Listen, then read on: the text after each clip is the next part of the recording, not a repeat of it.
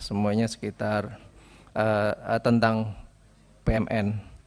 Pertama, PMN untuk HK ini 18,6 T Pak ya. Jadi HK ini kan menerima PMN dari tahun 2020 ya Pak, terus-terusan, dan itu sangat besar nilainya. Pertanyaan saya, apakah sudah ada evaluasi Pak ya, terkait dengan penggunaan PMN ini, apa saja hasilnya atau sampai di mana prosesnya, progresnya, apa saja hasilnya, apakah juga sudah ada audit, apa juga ada yang bisa diukur dari sisi multiplier efeknya misalnya. Ya. Karena kalau saya baca-baca juga ini, nggak tahu ini kan namanya baca media Pak, ekor pembangunan infrastruktur kita untuk saat ini nilainya itu 7,4. Sedangkan kurang lebih 10-an tahun yang lalu itu masih 4 incremental capital output ratio-nya. Artinya untuk satuan yang sama itu biayanya hampir 2 kali lipat, artinya lebih borosnya hampir 2 kali lipat. Nah tentu ini pertanyaannya, apa menjadi penyebabnya?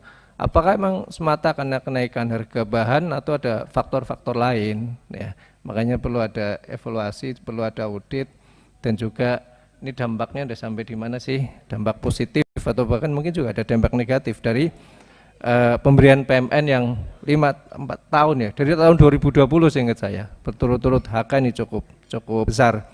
Bahkan kemarin, walaupun di sini nggak ada nih ya, saya baca nggak ada, tadi dipresentasikan Pak Erik, kan sempat ada usulan PMN 10T untuk HK, untuk judulnya apa, pendanaan masa operasi ya. Artinya kan ini untuk operasional ya Pak ya.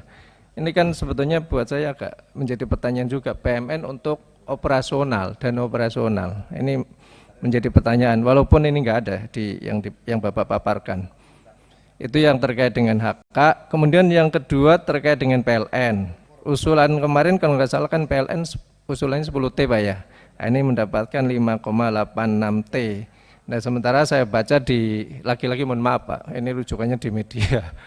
Rasio elektrifikasi kita tahun 2022 itu udah 99,63. Artinya untuk menuju 100% tinggal kurang 0,3 tujuan. Nah periode yang lalu untuk mencapai hampir 2% biayanya 10T gitu kan. Nah ini sekarang tinggal 0,37, masa waktu itu ngajuin 10T juga gitu loh. Nah, ini sekarang mendapatkan 5,86 T. Ini memang apa ya? Ya menggelitik juga nih, hitung-hitungannya gimana sih ya?